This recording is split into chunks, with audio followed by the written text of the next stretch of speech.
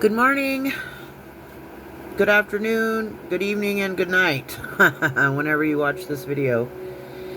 I want to do an angel message today.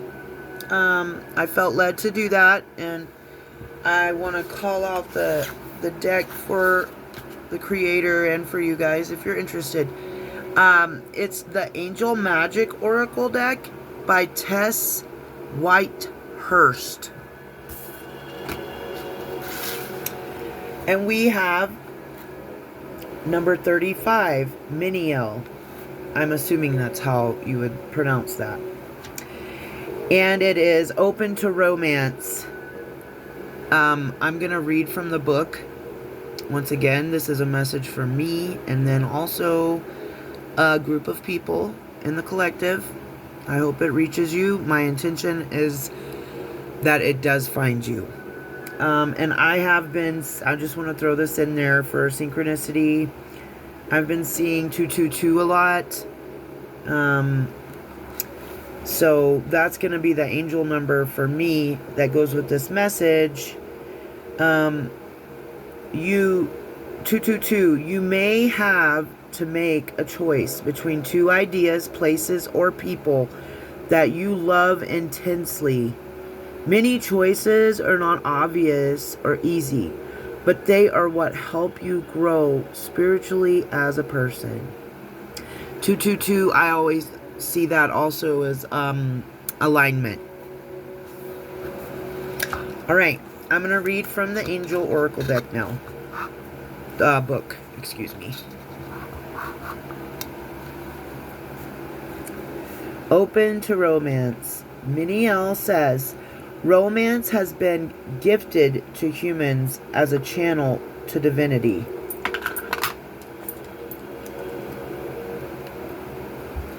Whether or not you are in a romantic relationship, you can work with the energy of romance to heal, open, and collaborate the heart center.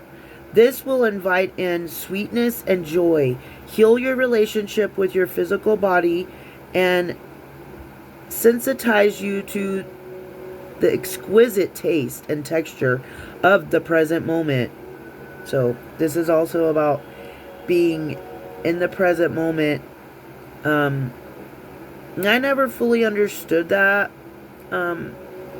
previously to my spiritual journey, but it is really important. I'm not gonna go on for very long, excuse me, about present moment, but it is so important to take time in every moment that you are experiencing now and find something in each moment that you love and that you're grateful for. I've really grown accustomed to it, and it really feels good. I've planted a little herb and vegetable garden, and it's just been so beneficial to watch. And I bought one plant, but the rest of them were all done with seed. And it's just a feeling like you can't describe, to watch something that you planted and watered, and then it's going to grow and you're going to be able to eat it and use it and for different reasons, and it's just wonderful. Or I like to take, spiritual baths and really take an hour and just soak in the water and listening to healing frequencies or anything that's calming and relaxing, and just take that time out to really just soak in the water and enjoy it and relax and center and ground myself. Or when I'm cooking, I really I've been drawn to a detox, and that is a common thing when you're on the journey. We have to get our bodies ready for all the light we're going to be carrying, so there will be a call to use more natural products on your body, and whole foods to put in your body, and not eating carbs and sugar all the time. That's my journey right now, and detoxing from certain things. And anyway, so when I cook, it's whole vegetables and meats. So, and I like to look up new recipes and really think about it when I'm shopping for the products and be in the moment. And then when I'm cooking it, oh my gosh, this is going to be so good. And I made it myself. I don't, I have a little thing about going out to eat. So if I want something, I just look up the recipe and cook it. And, and I really just take pride and love and respect every moment of everything that I do, even when I'm cleaning my house and my floors. You know what I mean? So, okay, let's get back to the reading. Be willing to set down your limiting beliefs, stories, and expectations. Expectations about romantic love. Then invoke me, and I will open the channel to romantic love's highest and purest manifestation. Miniel, whose name means servant of love, is showering you in etheric rose petals, rose blossoms, and the fresher scent of roses. Roses vibrate all at the most beneficial frequency of all, which is love. Baggage around romance is a human construct, born from the discord that arises when hearts are wounded or disappointed in love. While such wounds and disappointments are natural as you traverse this temporary experience of form and limitation, when your heart closes and armors itself in response, your experience of life is greatly diminished. That is, until you choose to open your heart again. Okay, yeah, this is definitely my message. I don't know about you guys, but I've been hurt a lot. I've been taken advantage of. I've had men put me in third-party situations, which is highly disrespectful to me and their partners. I just want to say that on this video where they can hear it if they watch it. And different things. But that's been one of my biggest things is,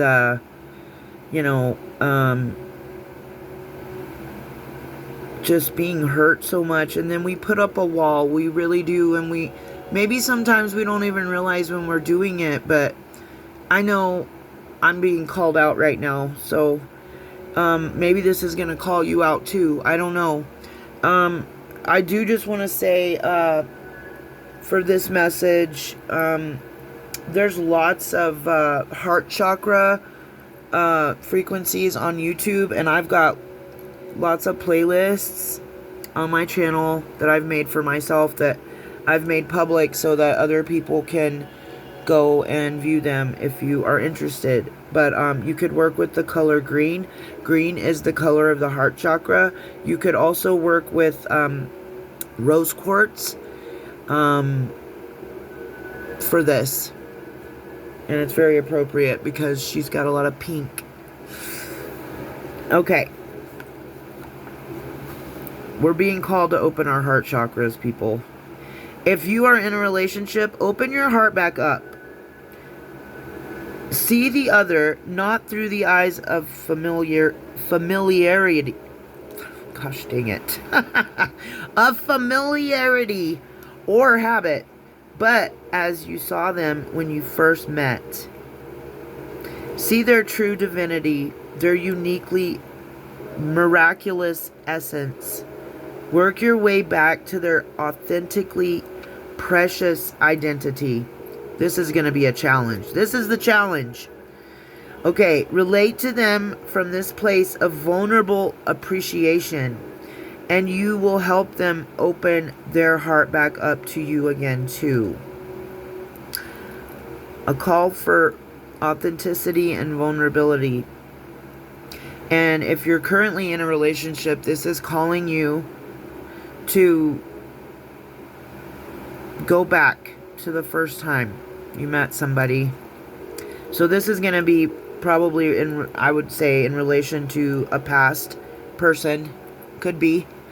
So if that's the case for you and you're open to someone from your past, this is a call for you to not look at, when you look at them, not look at the past, not look at the stuff that has happened along the way that's hurt you.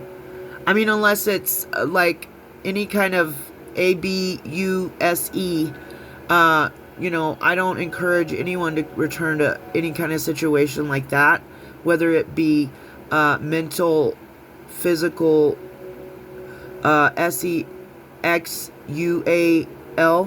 any of those kinds. And I'm spelling that out because of the, YouTube will flag stuff, and I don't want my stuff banned and stuff, but you know what I'm saying. So, and that's going to come with discernment. You're going to have to really go within and figure out whether or not somebody from your past is worth a second chance, because if any of that kind of abuse went on, I would say that's not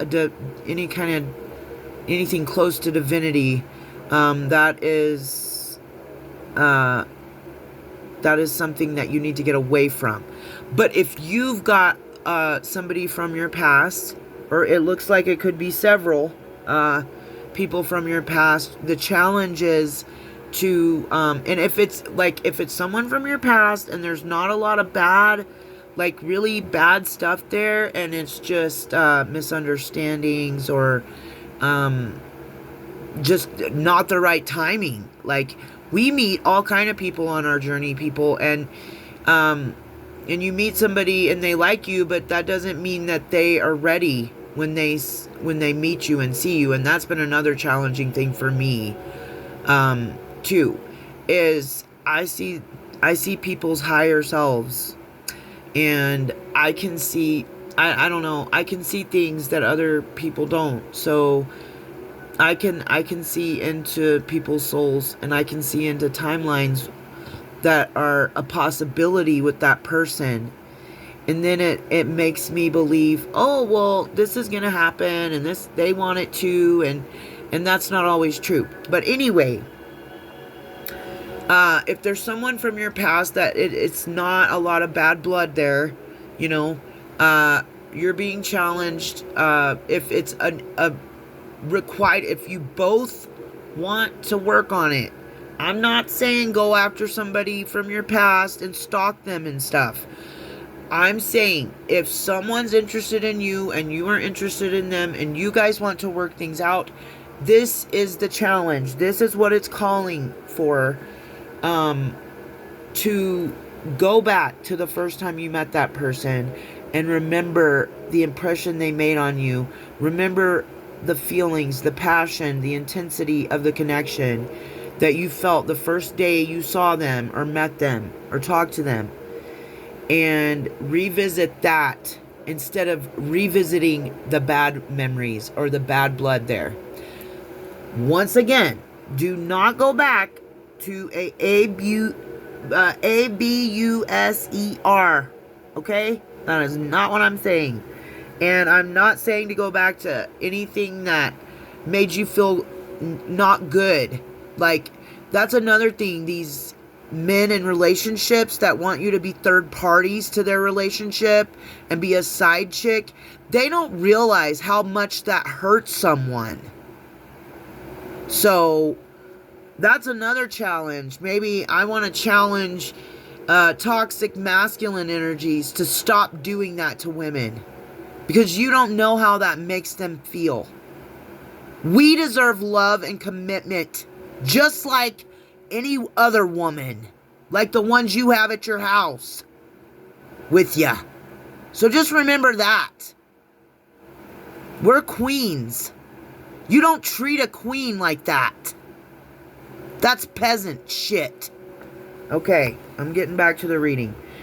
Sorry, I just had to get that out because I'm sick of it. I am so sick of it, and it's been going on for years for me. People from my past pulling on me, trying to get in contact with me and stuff, and they're taken. They're in a relationship with someone else, or in a marriage with someone else, and it is starting to tick me off so bad. Like, I feel like if I saw one of them right now, I would punch them.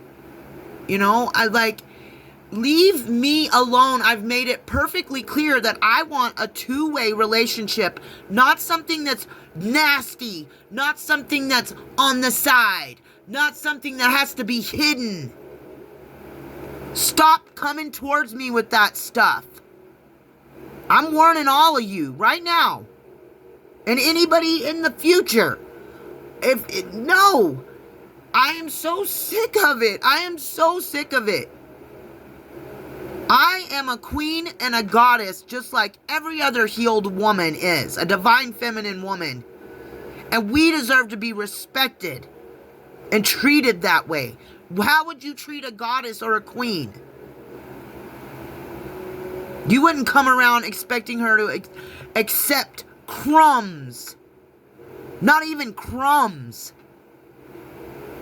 And especially when your game ain't even that good in the bedroom. Like, you better check yourself.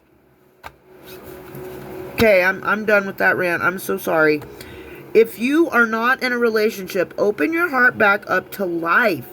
Okay, so if you're not currently in a relationship, like the beginning of the message said, this is also a call to open up your life if you're not in a relationship. And be willing to give love another chance. Let your open-heartedness return to you in a sense of playful, present moment wonder. Let go of limiting stories about love. For example, that there is only one person for you on earth, or that love is always hard, or that you have to settle for a perpetual sense of incompleteness, or that all relationships will look like your parents' relationship. None of that, none of it needs to be true or has to be true. I feel like some people, I know a couple of people like this. Like, I feel like they're afraid to be in commitments and have close relationships because of the relationship between their parents that they had to watch that was toxic. Chasing each other back and forth, beating each other, and, getting a divorce and getting back into a relationship and cheating with their, cheating right in front of the other person, all that kind of stuff. That's not divine love. I just need to say that out loud. Every relationship does not, like it said, it does not have to be that way. It does not have to be that way. Just because you saw your parents do something, that doesn't mean the relationships you're going to be in has to be like that. It's actually, that's how you will break a generational curse off your family line, is to do things completely different than what they did.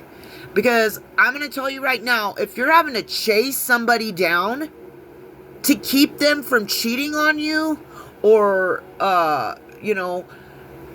going out and to the bars, or like going and hanging out with a community of people that are abusing substances, that you need to just stop right there. Just get rid of that person. Let them go. Love and light. Bye-bye. See you later. I'll love you from a distance, maybe, if you're worth it. But, like, that's what I mean. You should not have to chase anybody down. Feminine, masculine, or otherwise. Okay? Female, all the alphabet letters. Okay? Like, it doesn't matter what kind of a relationship you're in. or how you identify, or what your preferences are. You should not be chasing anyone. Have enough self-respect to walk away from something like that, because it's only going to cause you pain. They're not going to change for you. If they wanted to, they would have already done it. And as long as you're desperate, and that's what that tells somebody, men and women, that's what you tell us. When you're chasing and desperate and begging and controlling, it is called codependency. And it is very toxic. And this is what the kind of relationships I've had my whole life. And it's not because my parents had that. I'm not saying that. I was raised in a very loving home. So I'm just saying, and that's a thing I've had to figure out too, is like, why did I attract these kind of men and relationships into my life? And it was because I was unhealed and seeking validation through the desire of men. That's how I validated myself, to be desired. And that's no longer a desire I have, is to be lusted after by toxic masculine energies. I know there's really nothing we can really do about anything like that. As long as you're going to be out in public, on the internet, on platforms and stuff, any kind of thing, unless you're a hermit in the woods, and this goes for men and women, there's always going to be somebody lusting after you, possibly, you know what I mean, and sending you that kind of energy. And I just want to say, once again, out loud, if anybody's doing that to me, it's not working. So you can stop, because it's going to come back to you. It's not touching or affecting me in any way, shape, or form. Because people will do stuff like that too. It's called love spells. I know some people don't believe in spells and blah, blah, blah, blah, blah. It doesn't matter. Whatever you want to call it, it's energy work though. Someone that's looking at you and pleasing themselves, that is a love spell. And that is not okay. And I've known of some people that did that for a long time, and like they started like losing their mental well-being, and have since spiraled down. Now, I don't know them personally, but I've been told by a close loved one about one of their friends that was doing that. So I highly discourage that if anybody's out there doing anything like that. But anyway, I don't want to leave on such a negative note. Like I feel like sometimes these videos are how I'm getting out some of the pain from my past and things I'm going through and have recently gone through. But thank you for being here if you're here watching with this with me. So anyway, this is the advice to work if you want to work with Miniel and open yourself to romance. Even if you're not looking for a relationship, you can open yourself to life. Bring pink or red roses into your space. Invoke Miniel and ask her to help you open your heart to love, to heal, and bolster your heart, and to attract the romantic conditions you desire. So this is a call to pray, talk to the universe, whatever you want to do. Talk to the moon, I don't care.